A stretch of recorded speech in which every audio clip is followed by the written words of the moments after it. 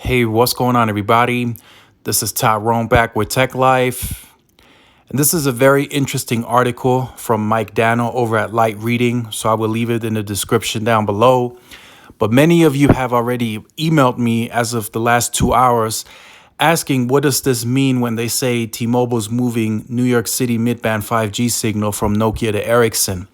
Well, it could mean several things. So for one, T-Mobile in New York City is an Ericsson market, so I don't know if it necessarily makes sense to have Nokia and Ericsson equipment on one cell site. I think they just want to go Ericsson across the board because it's an Ericsson market. I think that makes the most sense and is the most logical explanation. But here are some other opinions of mine, or what it could mean in my opinion. And for one, Nokia, if we backtrack to 2017 with the AT&T FirstNet rollout, Nokia is not very good at holding and keeping up with the demand. So early on, they couldn't meet the demand of AT&T's, which was very frustrating for AT&T because it delayed their rollout. So that's another thing. Verizon dealt with that same issue in Vegas. Nokia wasn't able to meet the demand. So Verizon said, you know what, we're just going to rip out all of this Nokia equipment and we're going to put Ericsson in this market. So Nokia does not really have a great track record of keeping up with the demand. And why would I say keep up with the demand? Because if you look at the structure of the footprint of the cell grid in New York City, Neville Ray stated that T-Mobile is 50% more densified in New York City over Sprint's cell grid. So whatever equipment that T-Mobile would decide to repurpose, anything beyond that 50%, they would need the manufacturer in Nokia, so to speak. Well, it is Nokia.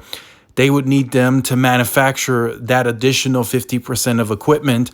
And like I said, Nokia does not have a great track record of keeping up with demand.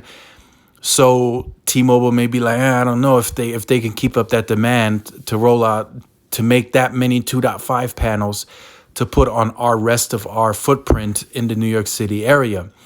So I think the first reason I gave makes the most sense. T-Mobile is an Ericsson market in New York City, so it just makes sense to go Ericsson across the board and not mix in Nokia equipment with Ericsson equipment. But again, there could be several other reasons that, of course, they're not speaking about publicly, that Nokia just can't keep up with the demand. They're having some issues right now with manufacturing and stuff like that. So I think it just makes sense for them to go with Ericsson. And I think in other markets, we're going to see the same. Wherever Sprint is Nokia and T-Mobile is Ericsson, I think we're going to see them go with Ericsson. And in markets where Sprint is Nokia and T-Mobile is Nokia, I think they're going to go with the Nokia equipment. I just think that makes the most sense, and it's the most logical explanation. And I know a lot of you have asked me, that's why I wanted to make this video, that is happening. Now, I know it states here that they're still going to use the Nokia equipment for Sprint's LTE network. That's fine. The customers that are still using Sprint's network are still just going to use that Ericsson equipment. Now, here's the very interesting point that I wanted to make.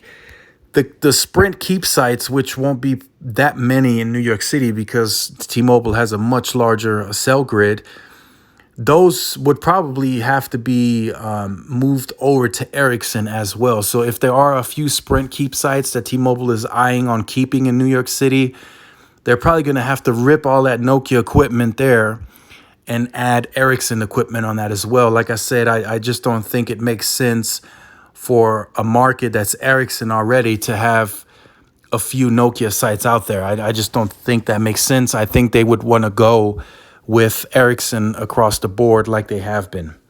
So let me know what you think about this in the comment section down below. I just wanted to give you guys an explanation as to why this is happening. It's not a big deal. It's not a big issue. It's just, like I said, there's Nokia, there's Ericsson. Wherever T-Mobile is Ericsson, I'm sure they want to continue with Ericsson. And wherever they are Nokia, they probably will continue with Nokia. So let me know in the comment section down below. If you are new to the channel, make sure you like, share, subscribe. If you have been on the channel, you can go ahead and end the video now. If you have a Twitter, make sure to follow my Twitter. If you hit the notification bell, YouTube has been dropping the ball on pushing out the notifications. So make sure to follow my Twitter. I do post the videos on there as well. And this is Tyrone with Tech Life, and I will see you guys in the next video. Peace.